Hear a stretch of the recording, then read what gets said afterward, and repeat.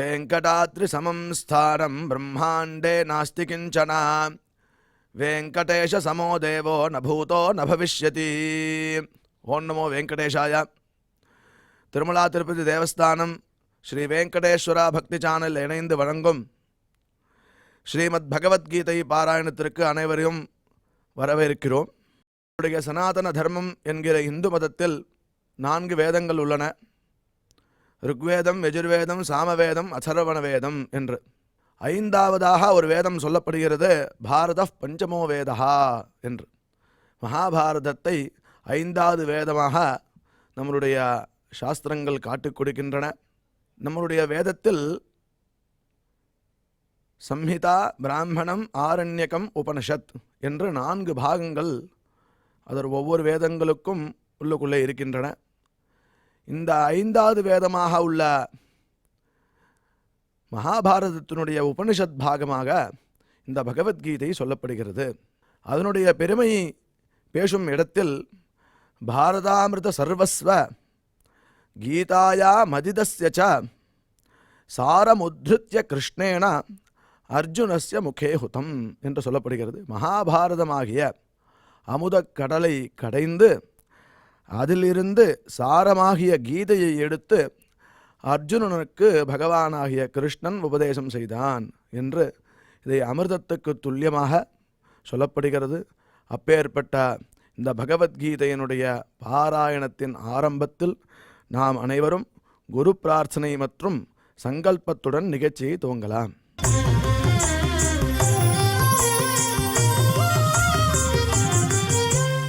ஸ்ரீ குரு பிரார்த்தனா. குரு பிரம்மா குருர் விஷ்ணுர் குருர்தேவோ மகேஸ்வரः குரு சாக்ஷாத் பரம் பிரம்ம தஸ்மை ஸ்ரீ குரவே நமः.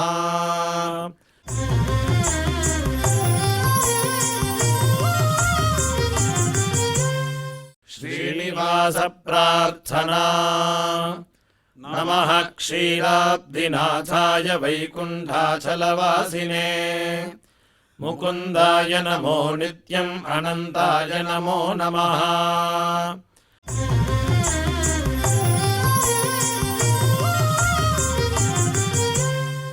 அத ஸ்ரீமத் பகவத்கீதா பாராயண சங்கல்பः. ஸ்ரீமதாதிவராஹ க்ஷேத்ரே விராஜமானஸ்ய அகிலாண்டகோடி பிரம்மாண்டநாயகஸ்ய ஸ்ரீ பத்மாவதி ஜானேஹ பகவதः ஸ்ரீ வெங்கடேஸ்வர ஸ்வாமினः திவ்யசந்நிதௌ ஜகத்குரோः ஸ்ரீகிருஷ்ண பரமாத்மனः அனுக்ரஹேன சமஸ்த பிரபஞ்சஸ்ய விசேஷதः பாரததேசஸ்ய உத்தரோத்தர சுப சம்பத் சம்ருத்யர்த்தம் ஸ்ரீமத் பாரததேசகத தபஸ்வி ஜன தபோபல விருத்தி துவாரா சமஸ்தஸ்யாபி மானவ சமாஜஸ்ய சர்வாரிஷ்ட பரிஹாரார்த்தம் ஏதத்தேசவாசினாம் சர்வேஷாம் சஜ்ஜனானாம் யோகக்ஷேமார்த்தம் ராஷ்ட்ரவிரோதினாம் நிவர்ஹணத்வாரா ஜனானாம் சித்தசாந்தி சித்தஸ்தைர்ய சந்தோஷாதி அபிவிருத்தியர்த்தம் ஏதத்தேசவாசினாம் பரஸ்பர வித்வேஷ பரஸ்பர நிந்தா பரஸ்பர ஹிம்சாதீனாம் நிவர்த்தியர்த்தம் பரஸ்பர சௌமனஸ்ய சித்தியர்த்தம் சமஸ்த பாபக்ஷயார்த்தம் ஸ்ரீமன்னாராயண ப்ரீத்யர்த்தம் ஸ்ரீ பரமேஸ்வர ப்ரீத்யர்த்தம் ஸ்ரீமத் பகவத்கீதாயாः அகண்ட பாராயணம் கரிஷ்யாமஹே.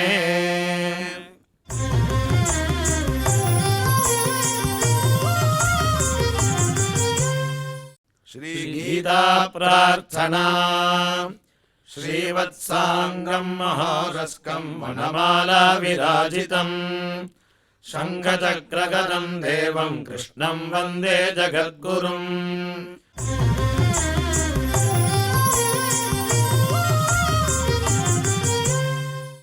पार्थाय प्रतिबोधितां भगवता नारायणेन स्वयं व्यासेन ग्रथितां पुराणमुनिना मध्ये महाभारतम् अद्वैतामृतवर्षिणीं भगवतीम् अष्टादशाध्यायिनीम् अम्ब त्वामनुसन्दधामि भगवद्गीता भवद्वेषिणीम्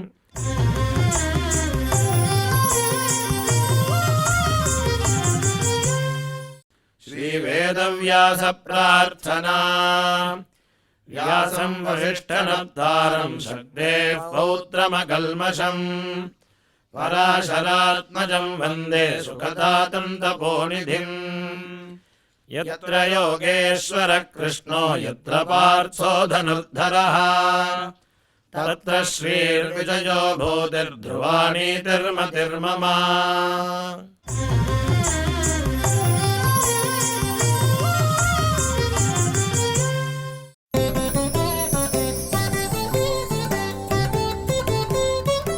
ரெண்டாவது அத்தியாயம் 20வது ஸ்லோகம்.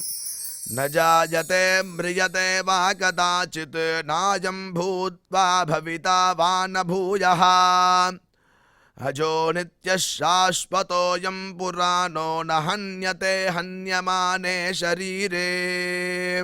இப்பொழுது டாக்டர் ஊவே அனந்தபத்மநாபாச்சாரியார் அவர்கள் பகவத்கீதை ஸ்லோகங்களின் அர்த்தங்களை நமக்கு விவரிப்பார்.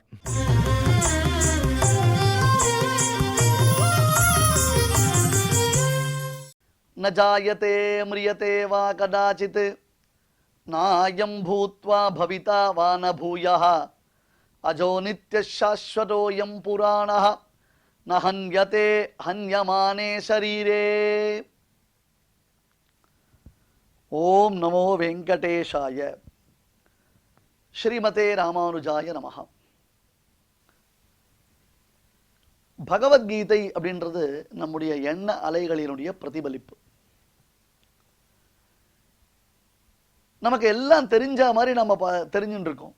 எல்லாம் தெரியும் எனக்கு அப்படின்ற மாதிரி ஒரு இருமாப்பு நம்ம எல்லா இடத்துலையும் இருக்கு. ஆனால் உண்மையில் போக போகத்தான் நமக்கு விஷயங்கள் ஒன்றுமே தெரியல அப்படின்றது கொஞ்சம் கொஞ்சமாக புரிய ஆரம்பிக்கிறது. அப்படியே நாம் தெரிந்து கொண்டது எதுவுமே சரியில்லை என்பது புரிய ஆரம்பித்தால் கூட ஒரு பர்டிகுலர் ஈகோ நம்மளை தடுக்கிறது. இது பெருசா, இப்படி தான் சொல்லணுமா, இதை இப்படி சொல்லக்கூடாதா, நான் சொல்றதுல என்ன தப்பு அப்படின்ற மாதிரி நம்ம கேட்கிறோம். இந்த எண்ண அலைகளுடையதான போராட்டம் இருக்கே, இந்த எண்ணத்துக்குள்ளே ஏற்படக்கூடியதான மிகப்பெரிய போராட்டம் இருக்கே, இந்த போராட்டத்தை முன்னிலைப்படுத்தி தான் சுவாமி தேசிகன் என்ன பண்றார், சங்கல்ப சூரியோதயம் என்பதான ஒரு ஆச்சரியமான நாடகம் முன் அருளி செய்திருக்கார். நான் ஏதோ மிகைப்படுத்தி சொல்றேன், நீங்க நினைச்சுக்கவே வேண்டாம். அதை பூரணமா அனுபவித்து கொண்டு இருக்கக்கூடிய பாக்கியசாலி நான். அதனால்தான் அந்த விஷயத்தாடி நான் அப்படி சொல்றேன். ஒரு மனசுக்குள்ள நமக்கு எத்தனை விதமான போராட்டங்கள் உண்டோ அது அத்தனையும் படம் பிடிச்சு காண்பிக்கிறார் வேதாந்த தேசிகன். ஒரு சாதாரண விஷயம் இல்லை இது. அப்படி சாதாரணமா நம்ம இதை தள்ளி விட்டுட முடியாது. நம்ம தர்மக்ஷேத்ரே குருக்ஷேத்ரேன்னு வரும்பொழுது இதம் ஷரீரம் கௌந்தேய என்று 13வது அத்தியாயத்தில் இந்த தேகத்தையே ஒரு க்ஷேத்திரமாக சொல்லுகிறான். அச்சேதனமான இந்த தேகம், அறிவற்றதான இந்த தேகம், அறிவற்றதான இந்த தேகத்தை க்ஷேத்திரமாக கொள்ளும் பொழுது இதற்குள்ளே கௌரவ பாண்டவ யுத்தம் நடைபெறுகிறது என்றால் நமக்குள்ளே உள்மனதின் போராட்டங்கள் தான் அங்கே காண்பிக்கப்படுகின்றன. கிருஷ்ணன் என்பவன் பரமாத்மா. ஜீவனுக்கு பரமாத்மாவினுடைய சம்பந்தம் எப்பொழுதும் உண்டு. ஆனால் அவன் பரபிரம்மத்தை உணர்வது இல்லை. ஒரு ஸ்மால் எக்ஸாம்பிள் ஒன்று இருக்கு, அதை சொல்லிட்டு நான் ஃபர்தரா மேற்கொண்டு இந்த ஸ்லோகத்துடைய அர்த்தத்தை சொல்றேன். ஒருத்தனுக்கு தன்னுடைய வீட்டில் ஏதோ சில பிரச்சனைகள் இருக்கு என்பதாக ஒரு மந்திரவாதியை அழைத்து, இதெல்லாம் ஒரிஜினல் நான் சொல்றது, ஒரு மந்திரவாதியை அழைத்து என்ன பிரச்சனை இருக்குது பாருன்றான். அப்போ அந்த மந்திரவாதி என்ன பண்ணுறான், இங்கே பாருப்பா, உங்கள் வீட்டில் இங்கே பூமியில் ஒரு 20 அடி ஆழத்தில் 10 கிலோ தங்கம் இருக்குது, தங்க புதையல் இருக்குது அப்படின்னு அவன் சொல்கிறான். ஒரிஜினல் நான் சொல்கிறது. என்ன சொல்கிறது, நான் பிறந்ததுலேருந்து வளர்ந்ததுலேருந்து இங்கே தான் இருந்துட்டுருக்கேன், திடீர்னு இங்கே வந்து தங்கம் இருக்குன்றீன்னு. இல்லைப்பா, அதுக்குன்னு ஒரு மை இருக்குது, அந்த மை தடவிக்கணும், அதை தடவிண்டு எட்டி பார்த்தா அது உள்ளே இருக்கிற விஷயம் தெரியும். எப்படி வாட்டர் டிவைனரை வச்சுட்டு எந்த இடத்துல நீரோட்டம்னு கண்டுபிடிக்கிறாரோ அந்த மாதிரி அதை ஒத்துக்கிறோம்ல, அது ஒரு டெக்னாலஜி இல்லையா? சாதாரண கண்ணுக்கு நம்ம பார்த்தா எந்த பக்கம் தண்ணீர் ஓட்டம் இருக்குன்னு தெரியாது, அந்த இடத்துல போர் போடுங்க சார், இந்த இடத்துல கிணறு எடுங்க சார்னு சொல்கிறாலும் இல்லையோ. அந்த மாதிரி சித்தாஞ்சனேன்னு பவதைவ விபூஷிதாட்சான சுவாமி தேசிகன். அந்த பெருமாள் உள்ளுக்குள்ளே இருக்கான், நம்முடைய ஹிருதயத்துக்குள்ளே பெருமாள் இருக்கான். அவன் தான் பெரிய நிதி. ஸ்ரீநிதிம் நிதிமபாரம் அர்த்தினாம்னு தேவப்பெருமாள் காஞ்சி வரதராஜ பெருமாள் என்பவன் நமக்கு கிடைத்திருக்கக்கூடிய மிகப்பெரும் நிதி, செல்வம். அவன் எங்கே இருக்கான்? அடியேன் உள்ளான் அண்டத்தகத்துள்ளான், நமக்குள்ளே தான் இருக்கான். இந்த வீட்டில் இந்த கீழே 10 அடி ஆழத்தில் 10 கிலோ தங்கம் இருக்குன்னா நமக்கே தெரியலையே. நம்ம மேலே 10 வருஷமாக 40 வருஷமாக போகிறோம் வரோம், உட்காடுறோம், ஆடுறோம், பாடுறோம், எல்லாம் பண்ணோம். ஆனால் அந்த இடத்துல தங்கம் இருக்குன்னு நம்மளால் உணர முடியல. அந்த மாதிரி ஹிருதயத்துக்குள்ளே இருக்கக்கூடிய எம்பெருமானை நம்மளால் உணர முடியல. அதுக்கு ஒரு ஆச்சாரியன் வந்து நமக்கு உணர்த்துகிறார். அப்போ கூடவே இருக்கக்கூடிய பெரும் புதையல், கூடவே இருக்கக்கூடிய பெரும் நிதி, அது நமக்கு தெரியவே மாட்டேன்றது. ஒரு நடந்த நிகழ்வு ஒன்று சொல்கிறேன். இன்றைய காலகட்டங்களில் நம்முடைய பெரியோர்கள் உபயோகித்ததான பொருளை எல்லாம் நாம் சுலபமாக துறந்து விடுகிறோம், டிஸ்போஸ் பண்ணிடுறோம். அதில் 2 கன்ஃபார்ம்டாக டிஸ்போஸ் பண்ணிடுவோம். இன்ஃபேக்ட் அவள் யூஸ் பண்ணின சேரு, டேபிள், கட்டில் அதெல்லாம் கூட நமக்கு யூஸ் ஆகும். 2 விஷயம் கன்ஃபார்ம்டாக நமக்கு யூஸ் இல்லைன்றதாக நம்ம இமீடியட்டாக டிஸ்போஸ் பண்ணுறோம். என்ன தெரியுமா? ஒன்று, அவர்கள் பூஜித்த சாலக்கிராம பெருமாள். 2வது, அவர்கள் பயன்படுத்திய ராமாயணம், மகாபாரதம், பகவத்கீதை முதலான புத்தகங்கள். இன்றைய கால சூழ்நிலையில் நமக்கு பூஜை செய்வதற்கும் நேரம் இல்லை. உயர்ந்த இதிகாச புராணங்களை தினந்தோறும் பாராயணம் செய்வதற்கும் நமக்கு நேரம் இல்லை. ரொம்ப ஈஸியா நம்ம என்ன பண்றோம், அதை தள்ளி விட்டுறோம், அதில் டிஸ்போஸ் பண்ணிடுறோம். இப்போ என்னையே நிறைய பேர் கேட்பா, எங்கள் வீட்டில் பெரியவர் இருந்தார், பூஜை பண்ணியிருந்தாங்க, சாலக்கிராமம் இருக்குது, அதை என்ன பண்ணுறதுன்னு தெரியல. என்ன பண்ணுவா? ஒரு குழந்தைய விட்டுட்டு பெரியவர் ஒருத்தர் போயிட்டாருன்னு சொன்னால் அந்த குழந்தைய வளர்க்குறது நம்முடைய கனவு தானே, அந்த குழந்தைய பார்த்துக்கிறது அப்படி தானே கனவு தானே. அதேமாதிரி ராமாயண மகாபாரதம் முதலான உயர்ந்த புத்தகங்கள் இருக்குது, எங்களுக்கெல்லாம் படிக்க தெரியாது, டைம் இல்லை எங்களுக்கு. அது போல் படிக்க தெரியாதுன்னு சொல்கிறது கூட இல்லை, அவங்களுக்கு டைம் இல்லைன்னு சொல்லிக்கிறது ரொம்ப பெருமை. அதை தவிர நாங்கள் அமெரிக்காவில் இருக்கோம், அங்கே இருக்கோம், எங்களுக்கு தேவையில்லை அப்படின்ற மாதிரி அந்த புத்தகங்கள்லாம் ஈஸியாக வந்து கடையில் கொண்டு போய் போடுறாங்க, இல்லை யார்ட்டையோ கொடுத்துறாங்க. இது ஒரு நடந்த நிகழ்வு. என்ன ஆயிடுத்து, இந்த மாதிரி ஒரு புத்தக கட்டு வந்து சேர்ந்தது. என்னிடத்துல இல்லை, அது ஒரு நிகழ்வு. ஒரு புத்தக கட்டு வந்து சேர்ந்தது. சரி, புத்தகம் வந்துடுது, சரியா போச்சா. அதுக்கப்புறம் அந்த பெரியவர் இறந்த காரணத்தினால அது மற்றவர்கள் ஏதோ சொத்து பாகப்பிரிவினைன்றதாக சொல்லி அந்த சொத்துக்கள்லாம் பிரித்து கொண்டார்கள், ஒருத்தருக்கு ஒருத்தர் பிரித்து கொண்டார்கள். நீ எடுத்துக்கோ, நான் எடுத்துக்கோன்னு சொல்லி பிரிச்சுட்டாங்க. ஆனால் அந்த சொத்துக்கு உரியதான தாய் பத்திரம்னு ஒன்று சொல்கிறோம் இல்லையா, அந்த பத்திரம், அந்த டாக்குமெண்ட்ஸ் அதெல்லாம் இருக்கு இல்லையா, அந்த டாக்குமெண்ட்ஸ் எங்கே இருக்குது அப்படின்னு கேட்டால் இவங்க இங்கே தேடி பார்க்குறாங்க, அங்கே தேடி பார்க்குறாங்க, லாக்கரில் போய் தேடி பார்க்குறாங்க, பேங்க்கில் போய் தேடி பார்க்குறாங்க. அவங்களுக்கு டாக்குமெண்ட்ஸ்ன்றது கிடைக்கவே இல்லை. அவங்களுக்கு டாக்குமெண்ட்ஸ்ன்றது கிடைக்கவே இல்லை. அந்த டாக்குமெண்ட்ஸ் இருந்தால் தான் மேற்கொண்டு அவர்களால் எந்த ஒரு காரியத்தையும் பண்ண முடியும். அந்த சொத்துக்களை பாகப்பிரிவினை செய்து கொள்வதோ அல்லது விற்பதோ எதுவுமே அந்த டாக்குமெண்ட் கையில் கிடைச்சாதான் முடியும். எங்கே போச்சு அந்த டாக்குமெண்ட்டு? எங்கே இருக்குது தெரியல, எங்கே போச்சுன்னு தெரில. பீரோவில் தேடி பார்த்தாங்க, பீரோவில் இருக்கிற லாக்கரில், அதுக்கப்புறம் பேங்க்கில் இருக்கிற லாக்கரில், அவருடைய ஃப்ரெண்ட்ஸு ரிலேட்டிவ்ஸ் எல்லாரும் கேட்டு பார்த்தாங்க, அப்பா யார்கிட்டையும் கொடுத்து வச்சிருக்காரா, இங்கே இருக்கா அங்கே இருக்கான்னு. யார்கிட்டையும் இல்லை. ஒரு வாரம் எல்லாரும் சோர்ந்து போயிட்டாங்க. இனிமேல் ஒன்றும் பண்ண முடியாது. ப்ராப்பர்ட்டியை வச்சுக்கிறதா, கொடுக்குறதா, யார்கிட்ட கொடுக்குறது, எப்படி கொடுக்குறது, நாமளே இந்த ப்ராப்பர்ட்டியை அனுபவிக்கிறதுக்கே நமக்கு முடியலையேன்ற மாதிரி யோசிச்சுட்டு இருக்கச்சே, ஒரு வாரம் கழித்து ஒருத்தர் வந்தார். வந்து, மன்னிக்கணும், இந்த டாக்குமெண்ட்ஸ்லாம் உங்களுக்கு தான் பாருங்க அப்படின்னு. என்ன டாக்குமெண்ட்ஸ் பார்த்தா இவன் என்ன டாக்குமெண்ட்டை தேடுறாலும் அந்த டாக்குமெண்ட்ஸ் தான். எங்கே இருந்தது என்ன? ஒன்றுமில்லை, உங்களுக்கு தேவையில்லைன்னு சொல்லி நீங்கள் தூக்கி போட்டிங்களே அந்த ராமாயண மகாபாரத புஸ்தகங்கள், அது உள்ள அதில் அட்டை போட்டு ஷீட்டுக்குள்ளே பத்திரமா இந்த டாக்குமெண்ட் இருந்தது. ராமாயண புஸ்தகம் வந்திருக்கே அப்படின்றதான ஒரு ஆவலால் அந்த புஸ்தகத்தை நான் பிரித்து அதை படிக்க தொடங்கினேன். அப்போ அந்த புத்தகத்துக்கு நடுவில் எனக்கு இந்த டாக்குமெண்ட்டை கிடச்சிது. ஒருவேளை இது உங்களுக்கு உபயோகப்படுமோ, இது முக்கியமான டாக்குமெண்ட்டோ என்பதனால உங்களுக்கு வந்து தேடி கொண்டு கொடுத்தேன் அப்படின்னு அவர் சொன்னார். எவ்வளோ பெரிய விஷயம் பாருங்க. எது சொத்து, அந்த சொத்து எங்கே இருந்திருக்கு?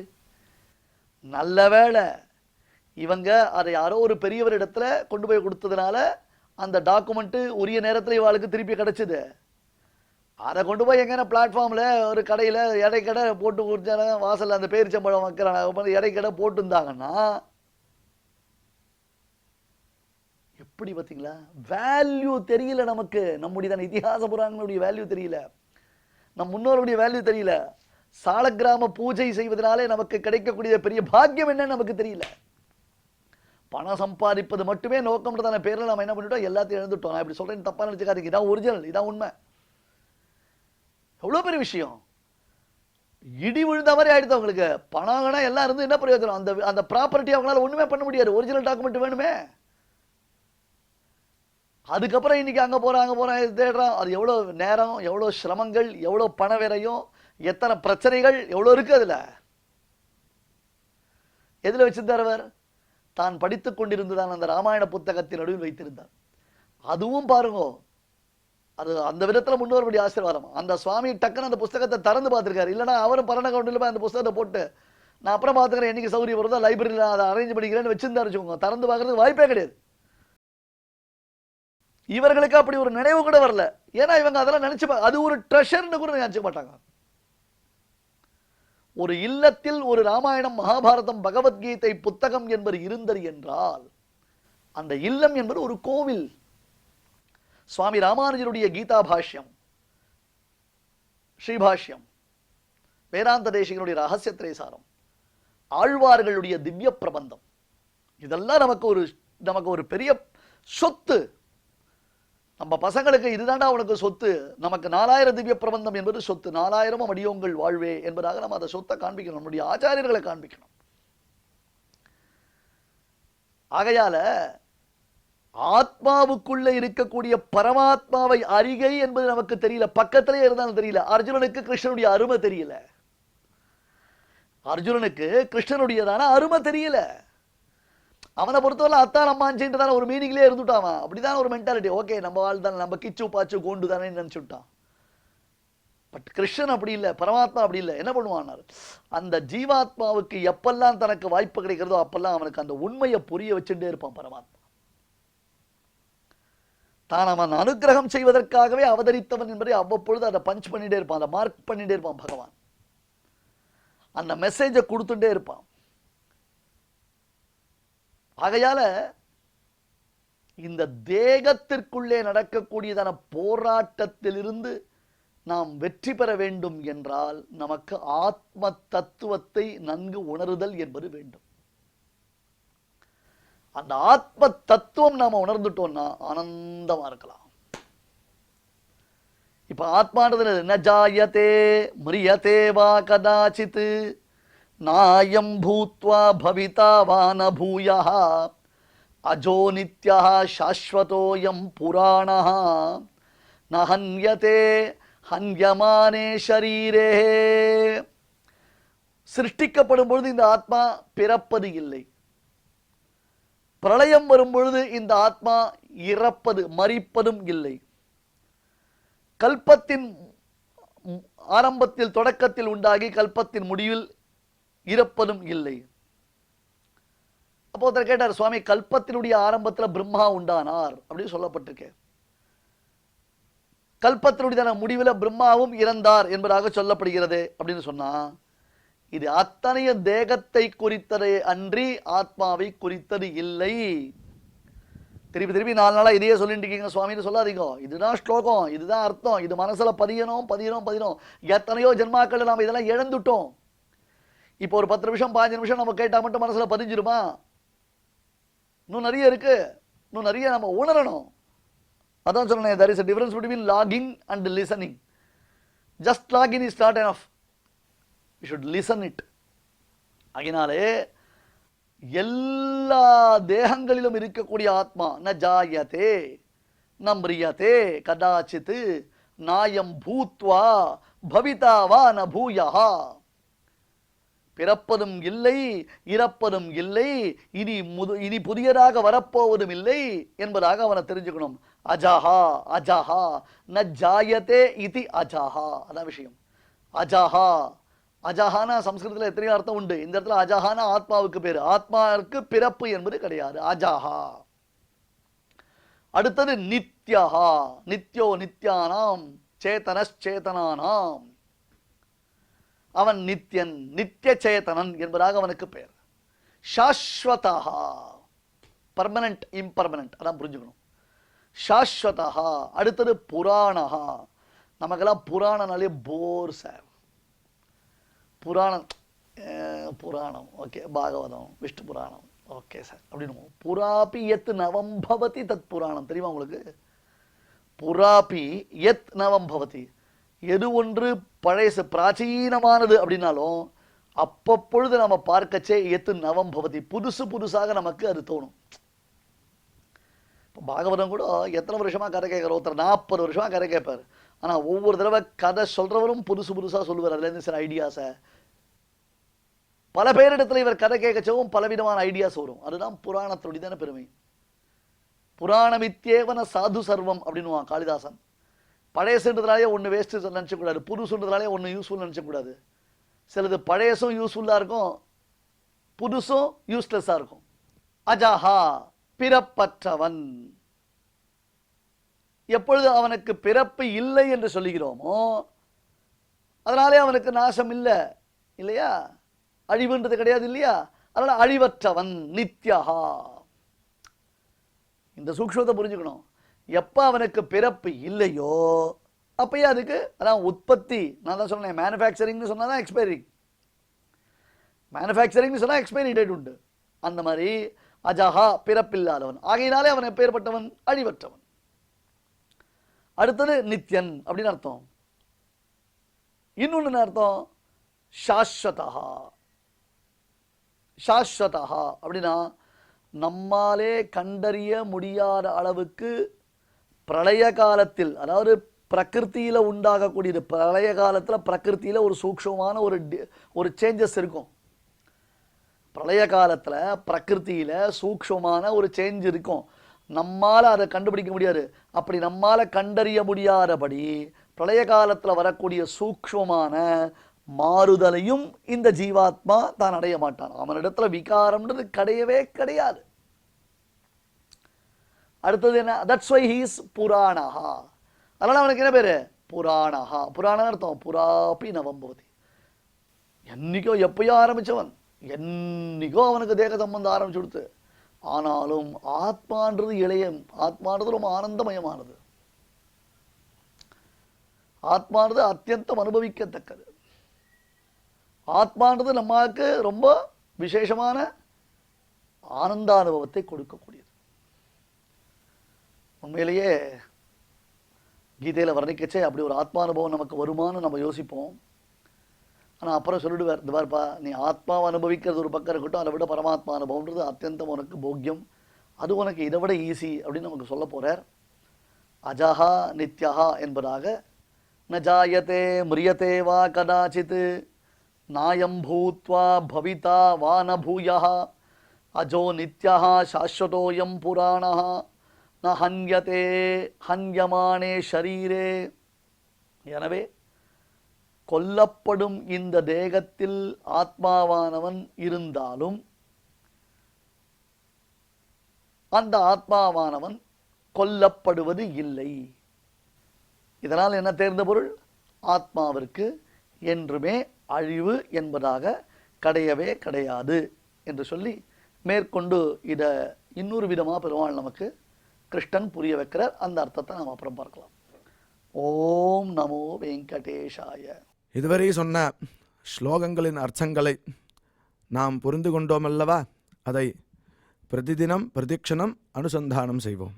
न जायते म्रियते वा कदाचित् न जायते म्रियते वा कदाचित् नायं भूत्वा भविता वा न भूयः नायं भूत्वा भविता वा न भूयः अजो नित्यः शाश्वतोऽयं पुराणः अजो नित्यः शाश्वतोऽयं पुराणः न हन्यते हन्यमाने शरीरे न हन्यते हन्यमाने शरीरे இப்பொழுது நாம் அனைவரும் இந்த ஸ்லோகங்களை பாராயணம் செய்வோமா? न जायते म्रियते वा कदाचिन्नायं भूत्वा भविता वा न भूयः अजो नित्यः शाश्वतोऽयं पुराणो न हन्यते हन्यमाने शरीरे. தெய்வத்தை ஆராதிக்கும் உன்னதமான வழிகளில் ஒன்றாக இருப்பது நாம சங்கீர்த்தனம். எத்தனையோ ஆச்சாரியர்கள், மகான்கள், ஆஸ்தீக அன்பர்கள் தெய்வத்தை பாடல்களால் ஆராதித்து மோட்ச சாம்ராஜ்யத்தை அடைந்துள்ளனர். அவ்வழிகள் பெருமைமிக்க சுவாமியின் நாம சங்கீர்த்தனத்தை இப்பொழுது நாம் கேட்போமா?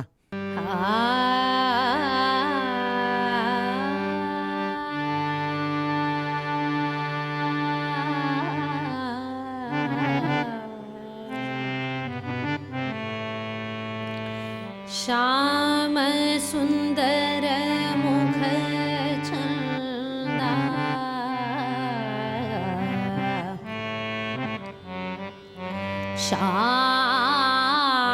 श्याम सुंदर मुख चंदा श्याम श्याम सुंदर मुख चंदा नटवर नागर नंदा भजो रे मन गोविंदा भजो रे मन गोविंदा गोविंदा गोविंदा गोविंदा भयो रे मन नटवर नागर नंदा नटवर नागर नंदा नटवर नागर नंदा नटवर नागर नंदा भजो रे मन गोविंदा भजो रे मन गोविंदा भजो रे मन गोविंदा भजो रे मन गोविंदा श्याम सुंदर मुख चंदा श्याम सुंदर मुख चंदा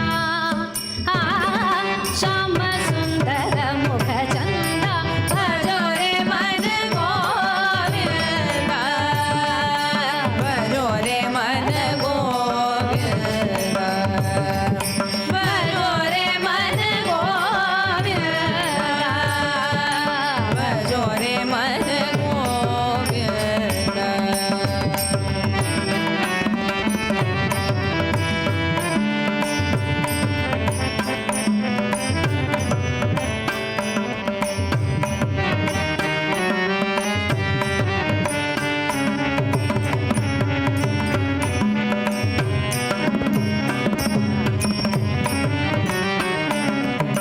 सब देवन में कृष्ण बड़े हैं जो तारा बीच चंदा सब देवन में कृष्ण बड़े हैं जो तारा बीच चंदा सब देवन में कृष्णा बड़े हैं जो तारा बीच चंदा सब सखियन में राधा बड़ी है सब सखियन में राधा बड़ी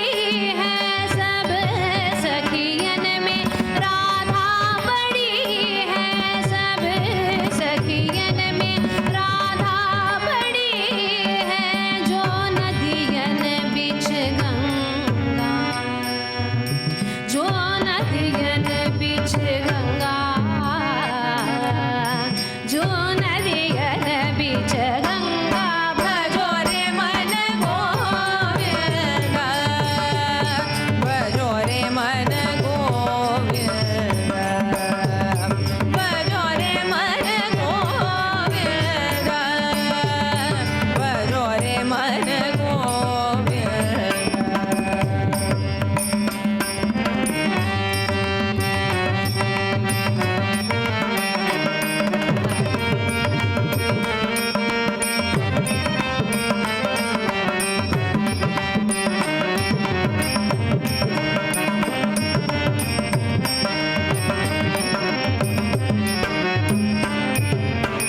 ध्रुव तारे प्रह्लाद उतारे नरसिंह रूप धरता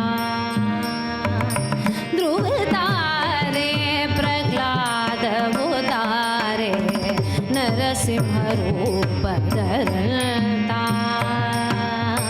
कालिंदी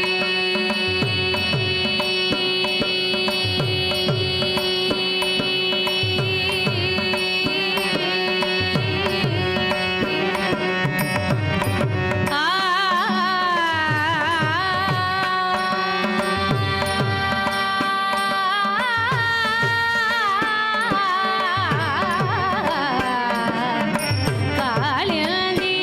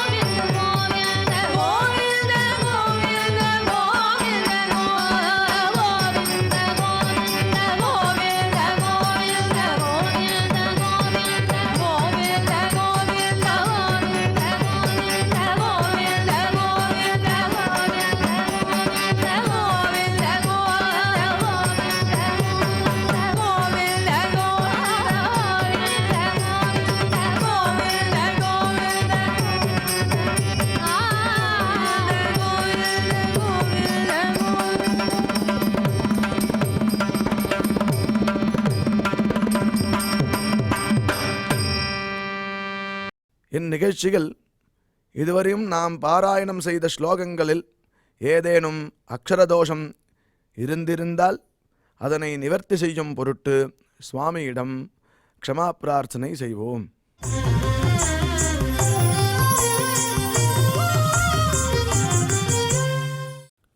क्षमा प्रार्थना यदक्षरपदभ्रष्टं मात्राहीनं च यद्भवेत् तत्सर्वं क्षम्यतां देवनारायण नमोऽस्तु ते।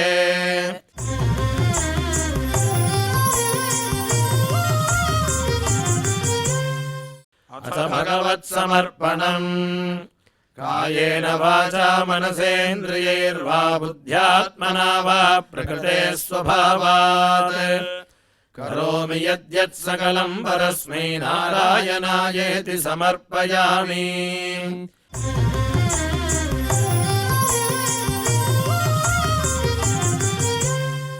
अथ लोकक्षेम प्रार्थना सर्वे भवन्तु सुखिनः सर्वे सन्तु निरामयाः सर्वे भद्राणि पश्यन्तु मा कश्चित् दुःखभाग् भवेत्।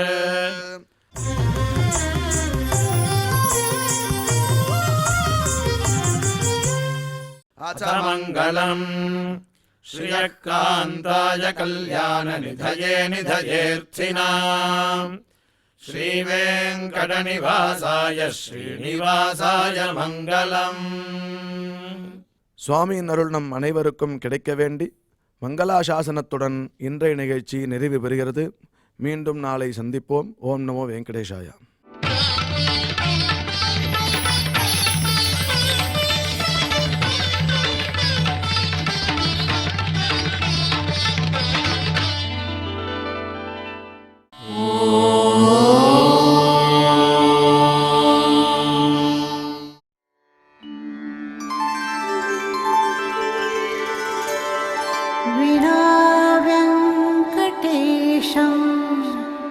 ननाथो ननाथः सदा वेङ्कटेशं स्मरामि स्मरामि।